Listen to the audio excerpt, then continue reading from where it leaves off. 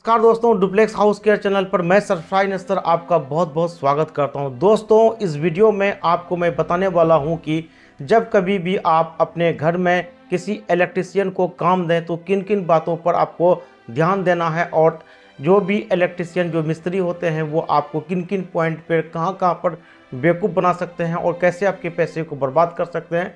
दोस्तों, इस वीडियो में आपको A to Z जानकारी दूंगा पॉइंट वाइज। दोस्तों, इस वीडियो को आखिर तक देखिए। दोस्तों, सबसे पहली बात है कि किसी भी मिस्त्री से जो बात करें तो उनसे जो है कि पूरा घर का हुंडा हुंडी बात करें। अगर आप पॉइंट पे बात करेंगे तो क्या करेंगे कि वो आपका जब भी कटिंग करेंगे तो वहाँ पर वो बड़े बॉक्स का साइज़ को वहाँ पे डाल देंगे और उसमें नया बोर्ड जब भी लगेगा तो उसमें नंबर ऑफ स्विच ज़्यादा लगेंगे। दोस्तों, जितना ज़्यादा स्विच होगा वो उतना ज़्यादा वो पॉइंट को काउंट करेंगे, जबकि आपको उतनी की ज़रूरत होती नहीं है। तो उसमें आपका जो है कि स्विच का भी खर्चा बढ़ेगा, वायर का भी खर्चा बढ़ेगा और मिस्त्री का भी खर्च बढ़ेगा।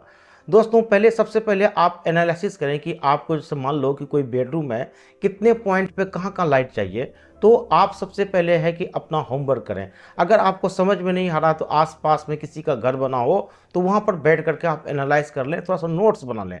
उसके बाद उसी तरह हॉल में आपको कितने चाहिए, बाथरूम में किस पॉइंट कहाँ पे चाहिए और कितने और नंबर ऑफ स्विच चाहिए हर रूम में, उस चीज़ को पहले कंफर्म कर लीजिए, है ना। उसके हिसाब से ही आप डिसाइड। मैं एक दूसरा टिप्स देना चाहता हूँ दोस्तों, जब भी आप जो है कि पावर सप्लाई जो गवर्नमेंट की होती है वहाँ से, है ना, मीटर तक आता है तो उसमें आप कोशिश करें कि एल्युमिनियम वायर का यूज़ करें। लेकिन मीटर के बाद जो आपके बोर्ड में आए तो उसमें जो है कि कॉपर वायर का यूज़ करें और कोशिश करें कि 6 mm वायर का ही यूज़ करें।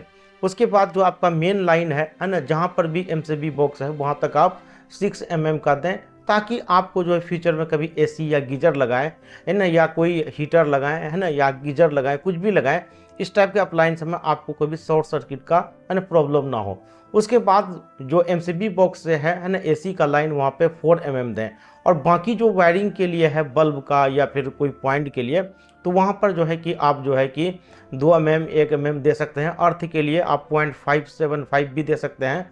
उसके अलावा दोस्तों याद रखें कि आप अपने घर में देख लें किस पॉइंट पर हीटर या आयरन का यूज़ करना चाह रहे हैं, तो वहाँ पर दोस्तों कोशिश करें कि 4 mm, है ना, या एटलीस्ट जो है ना कि 2 mm का वायरिंग करें, ताकि आपको कभी फ्यूचर में कोई प्रॉब्लम ना हो। दोस्तों, ये चीज़ डिसाइड करना बहुत ही इंपॉर्टेंट होता है और इलेक्ट्रिशियन पे छोड़ देंगे तो उसको जो ज़्यादा आसानी होगा वो उसी हिसाब से कर लेंगे।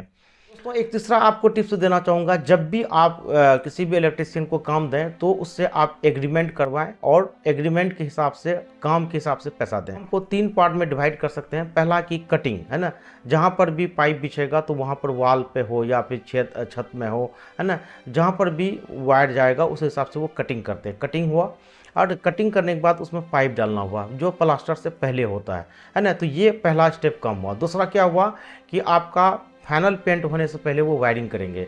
इसलिए जरूरी है कि वायरिंग करना। अगर कहीं पर पाइप बंद है, ब्लॉक है, तो हो सकता है वॉल को कहीं पर तोड़ना हो या कहीं पर, है ना, वो छेनी हथौड़े का यूज़ करेंगे तो ऐसे में आपका जो पेंट है वो ख़राब होगा। इसलिए वायरिंग हो जाना चाहिए आपका फाइनल पेंट से पहले। और उसके बाद जब आप तीसरा काम होता है उसका स्विच का काम, है ना। स्विच का काम दोस्तों, जब आप घर फाइनल हो जाए, आपका रंग फाइनल हो जाए, घर जब आप शिफ्ट करने वाले हैं तभी स्विच का काम कराएं। नहीं तो क्या होगा कि पेंट का जो उस पर दाग वगैरह आ जाएगा, बाद में छुड़ाने में बहुत ही परेशानी होती है। तो इस बात का आप खास ध्यान रखेंगे। तो इसके अलावा एक बहुत जरूरी पॉइंट बताना चाहता हूँ कि अक्सर जो है कि बिजली मिस्त्री जो क्या गलती करते हैं कि आपका बीम हो गया या फिर पिलर हो गया उसकी कटिंग कर देते हैं। दोस्तों, उस पर भी उसको साफ वार्निंग दे दें कि किसी भी कीमत पे आपको पिलर और बीम को बिना काटे हुए ही, है ना, पाइप का काम करना है ना। इन सब बातों का ध्यान रहे। एक और बात बताऊंगा कि जो बाथरूम का, है ना, जहाँ पानी का जो आपका पाइपिंग है और इलेक्ट्रिसिटी का जो पाइप है उसको जितना पॉसिबल हो सके उसको दूर रखें। क्या होगा कि कभी अगर आप वाटर लीकेज होता है तो आपका इलेक्ट्रिक सप्लाई में जाएगा, तो ऐसे में आपका शॉर्ट सर्किट हो सकता है या फिर आपको करंट लग सकता है। दोस्तों, इसके अलावा जो है कि आप मेन लाइन में जो है ना ECC भी लगाएं, ताकि आप गलती से कभी हाथ लगा भी दें तो आपको ज़्यादा जोर का झटका ना लगे, है ना। ये बहुत अच्छा चीज़ है ना। तो आप ये फ़ोटो में भी देख लीजिए, इसको आप लोकल मार्केट से ऑनलाइन खरीद सकते हैं। इसके अलावा दोस्तों, मेन लाइन में जो है कि MCB अप्रोप्रिएट लगाएं, नहीं तो ये बार बार ट्रिप करेगा। और हर कमरे का अलग अलग MCB बॉक्स बनाएं ताकि कोई भी प्रॉब्लम हो तो उसी कमरे में डिस्टर्बेंस हो, बाकी लाइन आपका सुरक्षित रहे। दोस्तों याद रखें कि इन्वर्टर का जो वायर है वो भी डलवा दें, ताकि आपको फ्यूचर में भी करना हो तो वो भी कर सकते हैं। इसके अलावा दोस्तों और आने वाला टाइम में सोलर लाइट होने वाला है, तो इसलिए सोलर लाइट का भी जो है ना सेटअप के लिए ज़रूरी जो भी वायर पाइपिंग है वो करवा लें, ताकि आप फ्यूचर में इन्वर्टर को जो है कि आप सोलर लाइट से जोड़ सकें, ताकि आपको बिल इलेक्ट्रिसिटी का कम है। दोस्तों और कोशिश करें कि जो भी इलेक्ट्रिकल अप्लायंस लें कम से कम वाट का लें और उसकी 5 रेटिंग देख के लें, है ना। अगर मान लें कि आप एसी लेते हैं तो 5 स्टार लें, उसी तरह फ्रिज लेते हैं तो 5 स्टार लें, वॉशिंग मशीन भी 5 स्टार आता है।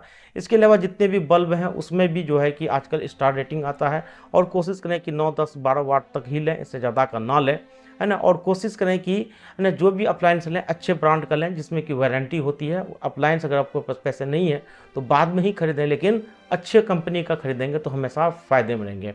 दोस्तों उम्मीद करता हूँ कि ये जानकारी आपको अच्छी लगी होगी, और मेरे एक्सपीरियंस से आपको हो सकता है कि फ्यूचर में पैसे की बचत हो। Thank you.